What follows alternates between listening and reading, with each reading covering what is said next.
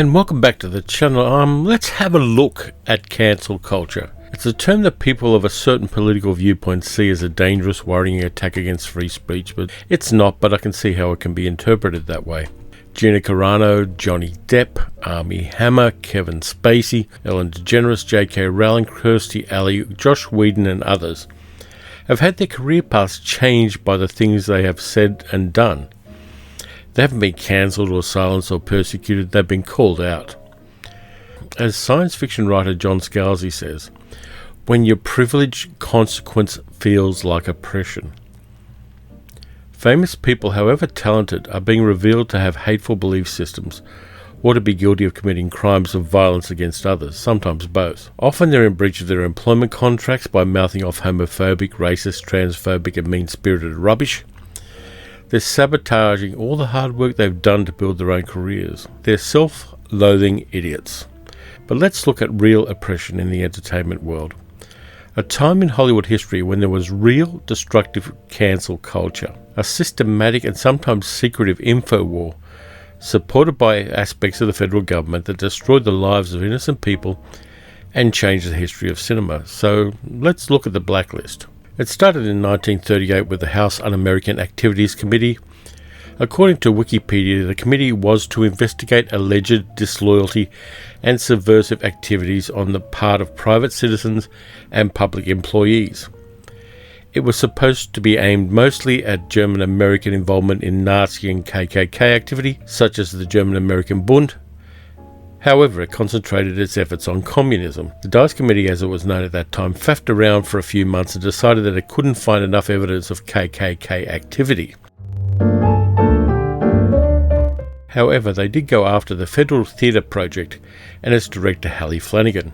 The project was a Roosevelt New Deal program to fund live artistic performances and entertainment programs in the United States during the Great Depression. It wasn't created as a cultural activity, but as a way to keep artists, writers, composers, musicians, and theatre employees from unemployment. The Dice Committee attacked the project and Flanagan for supporting things like racial integration. The project started African American theatre by financing 17 so-called Negro units across the nation. There was a black version of Macbeth directed by Orson Welles, and people of colour were encouraged to create their own art. The fact that some project employees were communists and socialists or just left-leaning infuriated them. There was even a speech by a pro-Nazi witness to the committee which emphasised a Jewish communist conspiracy. From day one, racism was a big component of the House Un-American Activities Committee's DNA. Voices from Hollywood protested the attacks on the Federal Theatre Project. Dashiell Hammett, who wrote The Maltese Falcon, director Louis Milestone, Frederick March, John Ford, and Louise Rayner all spoke in defence of the FTP. But in 1939, the Federal Theatre Project lost its funding. The 1999 movie Cradle Will Rock tells the story of the Federal Theatre Project and the powerful politicians and businessmen who worked against it. You can also get some of the political context of it by watching David Fincher's recent Netflix movie Mank, which gives a nice background on how Hollywood dealt with non-conservative people in the 1930s.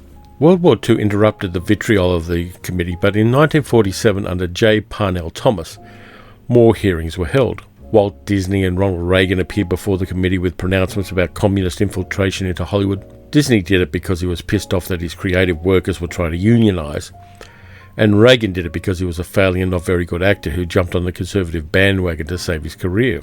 Hollywood people including director John Huston, Humphrey Bogart, Lauren Bacall, Judy Garland and Danny Kaye organised the Committee for the First Amendment to protest the government's targeting of the film industry. They marched on Washington while the committee was in session. I won't go into too many details because it's a turd storm of fearful cowards who squealed on their co-workers in hearsay evidence, and gutless studio heads who threw their employees under a bus for profit. Honest artists and technicians had their careers and lives smashed by the hysteria of the anti-communist witch hunts. Even before the committee met in 1947, an insidious secret document was created called the Blacklist. Accountable to nobody, this was a list of actors, creative people and technicians who were not to be hired by Hollywood because of their perceived left-wing bias. The Blacklist began with an article in the Hollywood Reporter called A Vote for Joe Stalin, which named a number of writers including Dalton Trumbo and Ring Lardner Jr. as communist sympathisers. 2 more columns appeared later in 1946, and that became the seed from which the Blacklist grew. So while people in 2021 complain about cancel culture, let's look at a list of some of the people blacklisted for believing in wealth redistribution, racial equality, and reining in the power of extremely wealthy men. Buckle up, it's not a short list.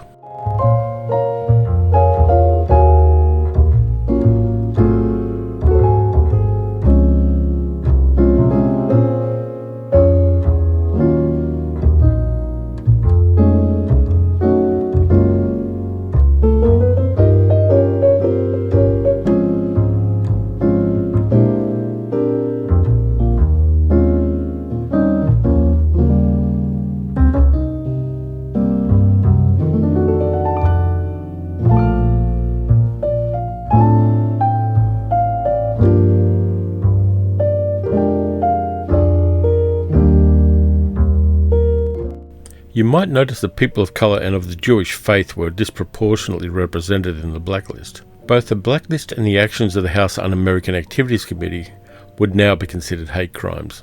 The Hollywood 10 went to jail for refusing to cooperate with the committee, see the movie Trumbo for details, and many others fled to Broadway and continued their careers on the stage. Others like Jules Dassin and Cy Enfield went to Europe to continue their careers, often with greater long-term success, but suicides were not uncommon among blacklisted artists. The blacklisted screenwriters produced novels, short stories and stage plays, and Hollywood, being hypocritical as it was, used some of the blacklisted screenwriters at cheaper rates by letting them write under pseudonyms, often with a tacit knowledge of the studios.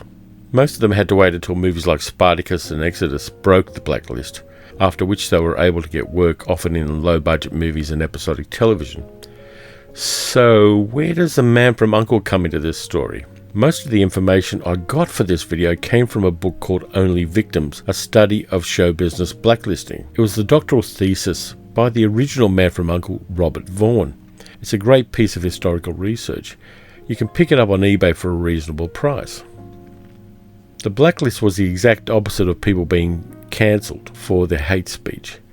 It was people being cancelled for expressing the heartfelt wish that the world would become a fairer place if changes were made. And if you think, big deal, this is all stuff about dead people, you're wrong. One of the blacklisted actors, Norman Lloyd, is still around. He's 106 years old.